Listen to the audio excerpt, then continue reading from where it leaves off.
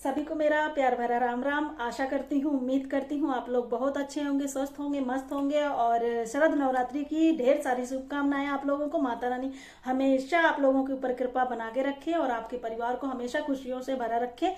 तो आज बात करते हैं आज की वीडियो में। तो आप लोगों से मैं लास्ट में बात करूंगी। सबसे पहले जिस मुद्दे में मुझे बात करनी है मैं उस मुद्दे पे बात करूंगी।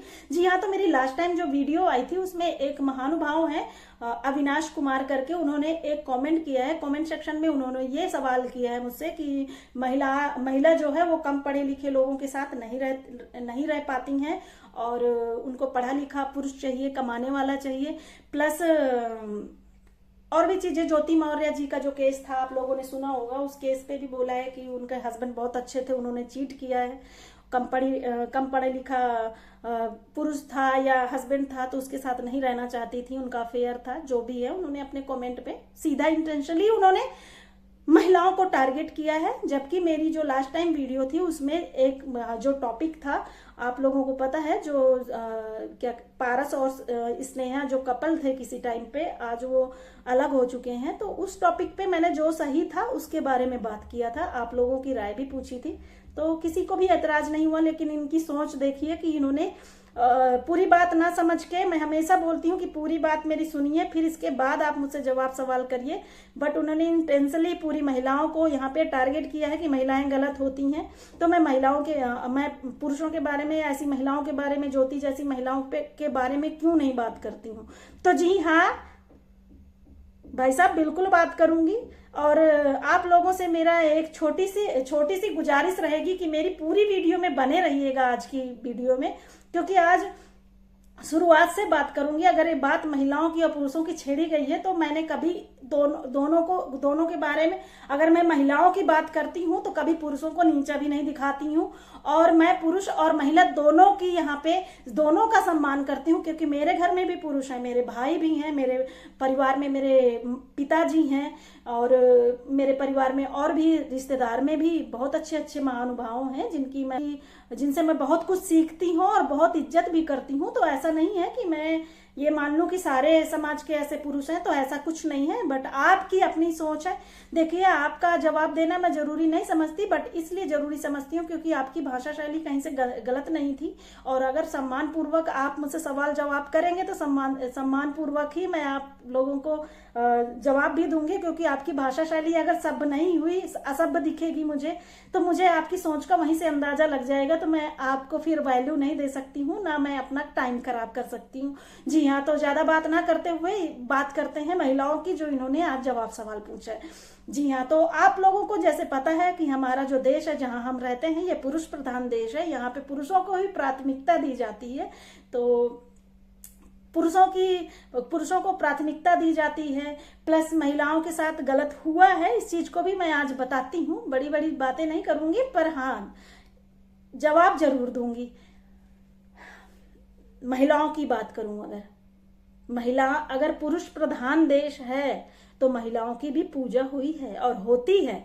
यहाँ पे नारी को सर्वोपरि रखा गया है, नारी को सर्वोपरि रखा गया। चाहे वो आप भारत माता के नाम से स्त्री की उपाधि क्यों दी जाती है हमारे भारत देश को, यहाँ पे नदियों का नाम स्त्री से उपाधि क्यों दी जाती है, गंगा जमुना सरस्वती क्यों दिया जाता है, क्योंकि नारियों को पूजा जाता है। हमारे यहाँ नारियों को सर्वोपरि रखा जाता है। एक श्लोक सुनाती हूँ आपको, संस्कृत का एक लाइन सुनाऊंगी।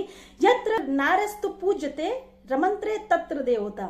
जहाँ इसका मतलब है कि जहाँ पे नारियों का सम्मान होता है, जहाँ नारियों को पूजा जाता है, वहां भगवान स्वयं विराजमान होते हैं, स्वयं भगवान वहां पे आगमन होता है भगवान का। तो बिल्कुल नारियों का सम्मान भी होता है, ऐसा भी नहीं बोल सकती हूँ। बहुत अच्छे अच्छे महानुभाव हैं। अगर यहाँ पे नारियों का सम्मान नहीं होता, नारियों को मौका नहीं दिया जाता, उस दिन की भी वीडियो में मैंने यही बोला है, आज फिर से बोल रही हूँ कि अगर यहाँ पे नारियों को सम्मान नहीं दिया जाता तो यहाँ पे एक आदिवासी समाज से हमारे यहाँ जो राष्ट्रपति हैं करंट की, अभी वर्तमान की, तो कैसे द्रौपदी मुर्मू जी कैसे होती। यहाँ पे हैं ऐसे महानुभाव, नरेंद्र दास मोदी जी को ले लीजिए, चाहे वो और योगी आदित्यनाथ जी को ले लीजिए, बहुत सारे ऐसे महानुभाव हैं जो अभी भी हमारे यहाँ देश में नारियों को पूजते हैं और नारियों को पूरा सपोर्ट करते हैं और पूरा मौका देते हैं कि वो अपने आप को साबित कर पाए।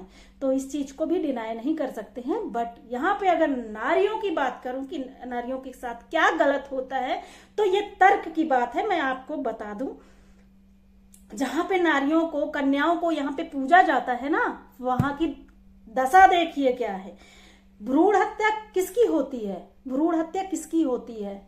जब कोख में बेटी पल रही होती है तो बेटी की होती है। कभी बेटे की हुई है आज तक? बेटा किसी को भी, हर किसी को बेटा चाहिए, फिर भी बेटी आज किसी भी दायरे में कम नहीं है। भ्रूण हत्या बेटियों की होती है। सती प्रथा किसके ऊपर बनाई गई थी? सती प्रथा में स्त्रियां आग में जलाई जाती थी। जब उनका आदमी मर जाता था, जब उनके पति एक्सपायर हो जाते थे, तब सती प्रथा में स्त्रियों को जिंदा चिता में जलाया जाता था। किसके ऊपर? स्त्रियों के ऊपर। कभी पुरुष क्यों नहीं जला? कभी पुरुषों का सती प्रथा हुआ है? यहाँ पे स्त्रियों का सती प्रथा स्त्रियों के लिए बनाई गई थी, जिसपे नारियों की बात क्यों नहीं करूंगी, स्त्रियों की बात क्यों नहीं करूंगी? जब शुरुआत से उनके साथ गलत होता आया है तो क्यों बात नहीं करूंगी? आज तक किसी भी पुरुष का रेप हुआ है? चाहे वो उज्जैन के केस को ले लीजिए, जो छोटी सी बच्ची जो अपने स्कूल से रास्ता भटक के कहीं और चली गई थी, उस उज्जैन में एक आदमी ने एक लड़की को भी नहीं छोड़ा। उसका रेप हुआ था। यहाँ 5-5, 7-7 साल बच्चियों का रेप हो रहा है। तो क्यों स्त्रियों की बात नहीं करूंगी? यहाँ कोलकाता का मैटर ले लीजिए, क्यों नहीं बात करूंगी? और यहाँ पे चाहे निर्भया केस को ले लीजिए, कोई भी केस उठा लीजिए, बहुत सारे केस हैं, इन केसों पे क्यों बात नहीं करेंगे? सिर्फ यहाँ पे लाख जो 1 लाख आपने बताए कि 1 लाख केस चल रहे हैं स्त्रियों के, जहाँ पे स्त्रियां गलत साबित हो रही हैं, तो फिर ये जो हाईलाइट होते हैं केस, इन पे बात क्यों नहीं की जाएगी? ये सिर्फ हाईलाइट है केस, इसलिए हमें नजर आते हैं, वरना आसपास में देश में हमारे लाखों से भी ऊपर ऐसे केस भरे पड़े हैं जहाँ पे स्त्रियों के साथ गलत होता है।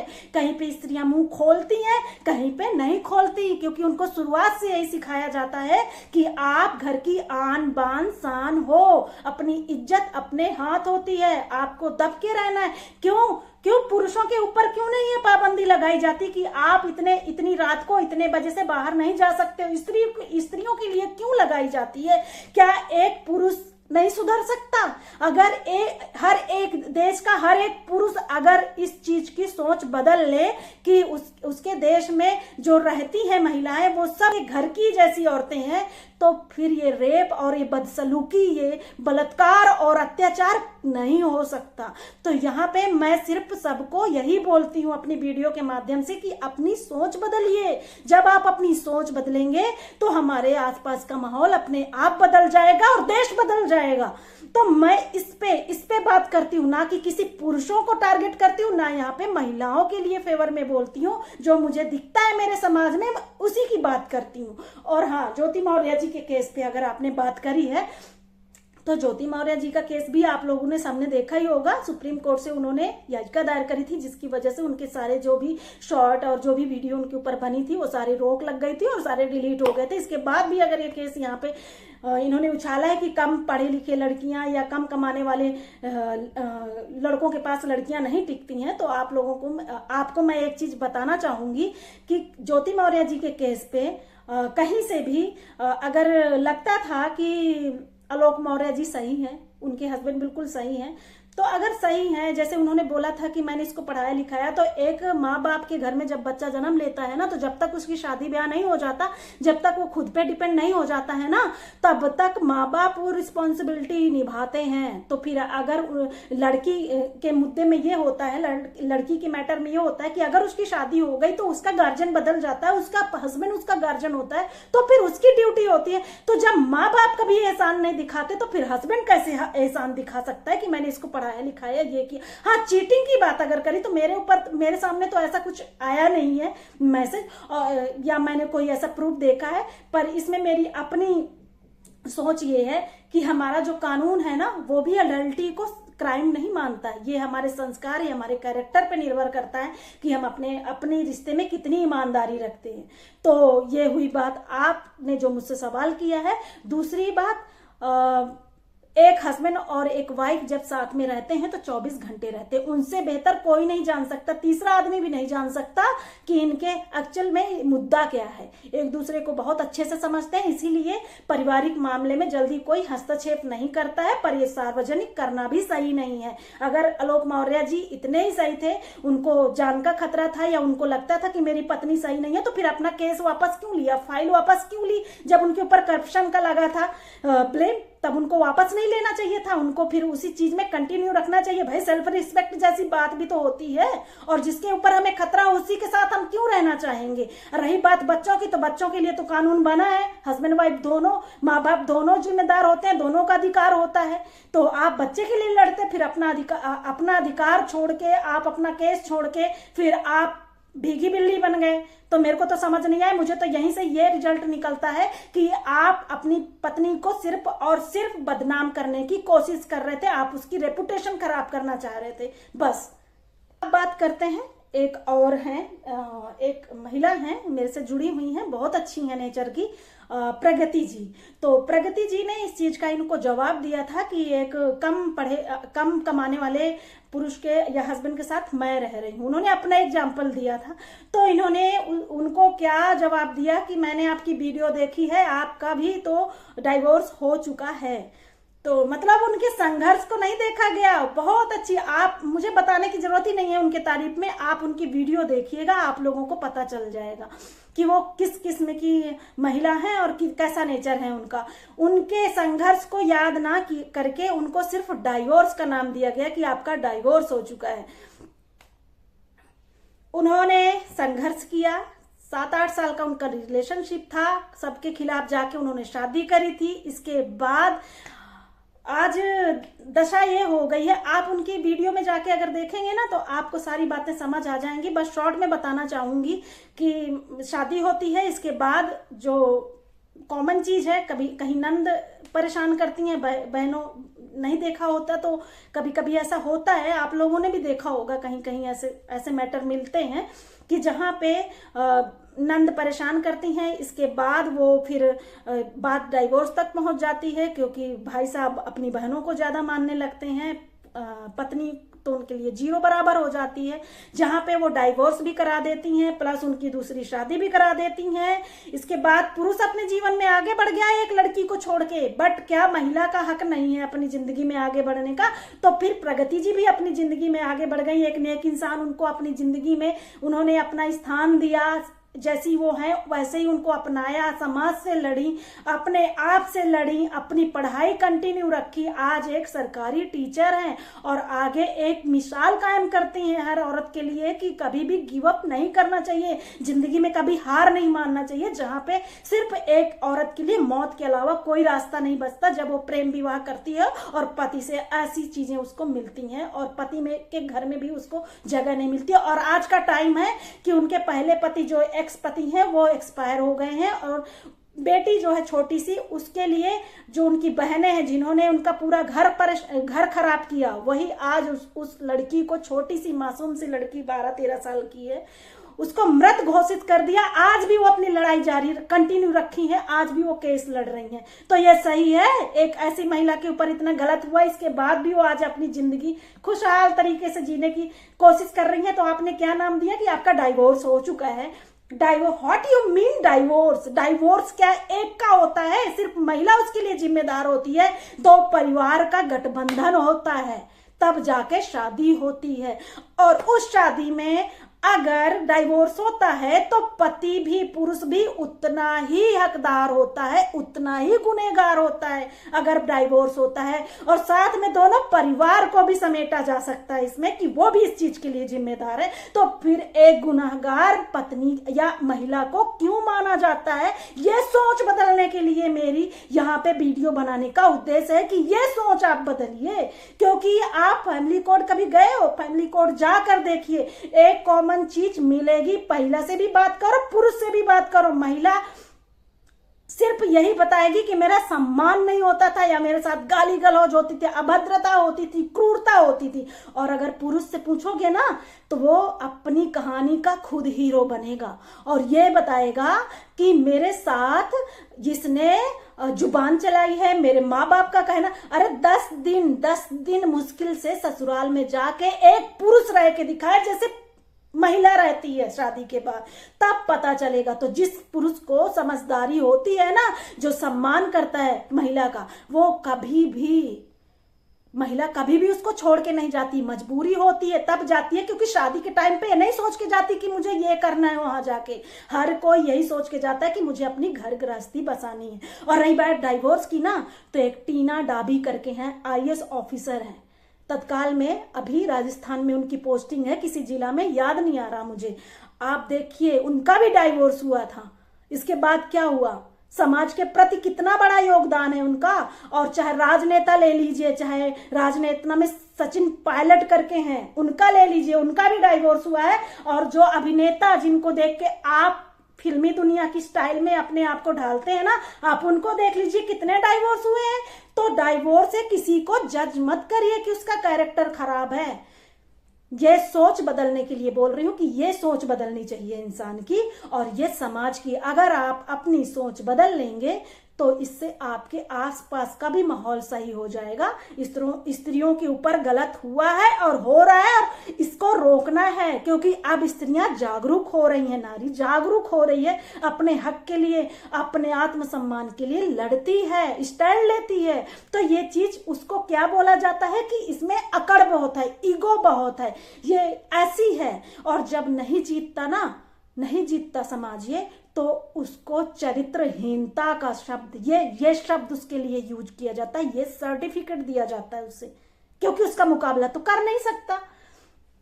समाज में रहती हूं इसलिए समाज की बातें, समाज के तौर तरीके, समाज की गतिविधियों पे मेरा पूरी नजर भी रहती है। इसलिए मैं अपनी चीजें यहाँ पे बोलती हूँ, जो मेरा अपना एक्सपीरियंस होता है, जो मैं आसपास में देखती हूँ। तो स्त्रियों के बारे में मैंने आपको बता दिया कि क्यों है। आप भी अपनी सोच बदलिए। बहुत सारे यहाँ पे भाई बंधु भी मुझे देखते हैं, उन्होंने कभी भी इस चीज के लिए विरोध नहीं किया, क्योंकि वो मुझे अच्छी तरह से समझते हैं कि मैं क्या कहना चाहती हूँ। क्योंकि उनके घर में खुद बहन बेटियां हैं, वो भी नहीं चाहते कि उनके साथ भी कोई जागती हो और वो भी जागरूक हों। हर किसी का यही प्रयास है, यही प्रयास गवर्नमेंट का भी है। इसीलिए नारी सशक्तिकरण के लिए उन्होंने इतना बड़ा मुहिम उठाया है, बहुत सारे रूल्स रेगुलेशन बने हैं। तो उसी के बारे में मैं भी यहाँ पे बात करती हूँ। तो उम्मीद करती हूँ कि आपको आपका आंसर मिल गया होगा। और हाँ, यहाँ पे मैं सिर्फ उन महिलाओं की बात करती हूँ जो अपनी मर्यादा, अपने संस्कार पहले रखती हैं, अपना आत्मसम्मान पहले रखती हैं। ऐसी महिलाओं की बात नहीं कर रही हूँ, सीमा हैदर जैसी महिलाओं की बात नहीं कर रही हूँ, छोटी आरती जो बिहार वाला केस है, ऐसी बेटी की बात नहीं कर रही हूँ। यहाँ पे ऐसी महिला की बात नहीं कर रही हूँ जो गोवा वाले CEO महिला जो थी, जो 4 साल के मासूम को, अपने बच्चे को मौत के घाट उतार के सूटकेस में भर के पैक करके फेंकने जा रही थी। ऐसी महिलाओं की बात नहीं कर रही हूँ। शबनम जैसी महिलाओं की बात नहीं कर रही हूँ जो अपने पूरे घर परिवार को मौत के घाट उतार के, एक बच्चे का भी, उसने मासूम से बच्चे का भी नहीं सोचा, और हमारे देश की पहली महिला है जिसको फांसी की सजा दी गई और फांसी के फंदे पे लटकाया गया। ऐसी महिलाओं की बात नहीं कर रही हूँ, ऐसी महिलाओं की बात नहीं कर रही हूँ। ऐसी महिलाओं की बात कर रही हूँ जो आज भी अपने दायरे में रहना जानती हैं, अपने संस्कारों को, अपनी मर्यादा को, अपने आत्मसम्मान को पहले रखती हैं। ऐसी महिलाओं का फेवर करती हूँ, ऐसी महिलाओं की बातें करती हूँ यहाँ पे। तो इसलिए ये बिल्कुल भी मत सोचिएगा, मैं अपनी वीडियो में यही आप लोगों से अनुरोध करूंगी कि ये बिल्कुल भी मत सोचिएगा कि मैं अगर महिलाओं की बात करती हूँ तो मेरी नज़र में पुरुषों की वैल्यू 0 है। मैं दोनों का बराबर सम्मान करती हूँ, लेकिन जहाँ पे जिसके साथ गलत हुआ है, जहाँ पे, तो वो चीज़ मैं यहाँ पे बोलती हूँ। तो अगर मेरी कोई भी बात यहाँ पे गलत लगती है तो आप मुझे बेशक अपनी राय दे सकते हैं, क्योंकि मैं भी इस समाज का हिस्सा हूँ। तो जो मैंने यहाँ पे देखा है और जो मैंने इतिहास पढ़ा है, उस चीज के हिसाब से यहाँ पे बातें करती हूँ महिलाओं के बारे में। तो आज की वीडियो में बस इतना ही। और आप लोगों के बारे में अगर बात करूँ तो एक प्रीति दीदी है मेरी, तो उन्होंने मुझे बहुत अच्छा सजेस्ट किया है अपनी वीडियो के माध्यम से। आपकी वीडियो मेरे दिल को छू गई थी जो भी आपने मेरे बारे में बोला है। मुझे तो एक्चुअल में पता ही नहीं है कि मतलब मैं इस तारीफ के काबिल हूँ भी कि नहीं हूँ, बट हाँ ये आपका प्यार है जो आप मेरे प्रति दर्शाई है उस दिन अपने वीडियो के माध्यम से, तो उसके लिए बहुत बहुत धन्यवाद। और जो आपने सजेस्ट किया है तो बिल्कुल याद रखूंगी, अगर मुझे ये बातें कंटिन्यू रखेंगी। बहुत सारी यहाँ पे मेरी माता बहुत सारी मेरी यहाँ पे बड़ी सिस्टर हैं, कुछ छोटी सिस्टर जो मुझे सपोर्ट करती हैं। अगर आप लोग ऐसे ही अपना प्यार सम्मान मेरे साथ बनाए रखेंगी, अपना सपोर्ट बनाए रखेंगी, तो शायद कुछ अच्छा ही करूंगी। कुछ गलत करने के इरादे से तो यहाँ पे नहीं आई हूँ, कुछ अच्छा ही करूंगी। तो अगर रिजल्ट अच्छा आया तो इस चीज को अगर मैं कंटिन्यू रखूंगी तो बिल्कुल इस चीज का ध्यान रखूंगी। अभी तो फिलहाल मुझे टाइम नहीं मिलता है और मेरा कोई ऐसा इरादा भी नहीं है। और एक हाँ और सिस्टर है, मेरे पास कमेंट आया है उनका, पूनम जी करके, तो उन्होंने पूनम जी ने मुझे सजेस्ट किया है कि मेरी आवाज कम आती है तो मुझे स्पीकर यूज करना चाहिए। तो थैंक यू, आपने जो सजेशन दिया, और बिल्कुल ध्यान रखूंगी। अगर आगे कुछ कर पाई महिलाओं के हित के लिए तो बिल्कुल, अगर मैं कुछ आगे करने का इरादा रहेगा या कर पाई तो बिल्कुल मैं स्पीकर लगा के ही आप लोगों से बात किया करूंगी।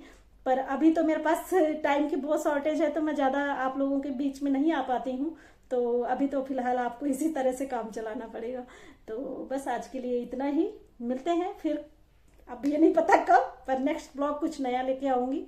और तब तक आप लोग अपना ध्यान रखिएगा, माता जी की आरती करिए, पूजा करिए, और खुशियों का दिन है तो खुशी मनाइए और माता जी को सेवा सत्कार से खुश करिए। आपके घर में भंडार भरे वो धन धान से। और बस इसी चीज में मैं भी बिजी हूँ। मिलते हैं नेक्स्ट ब्लॉग में, तब तक अपना ध्यान रखिएगा। Bye bye, take care, Ram Ram, जय माता दी।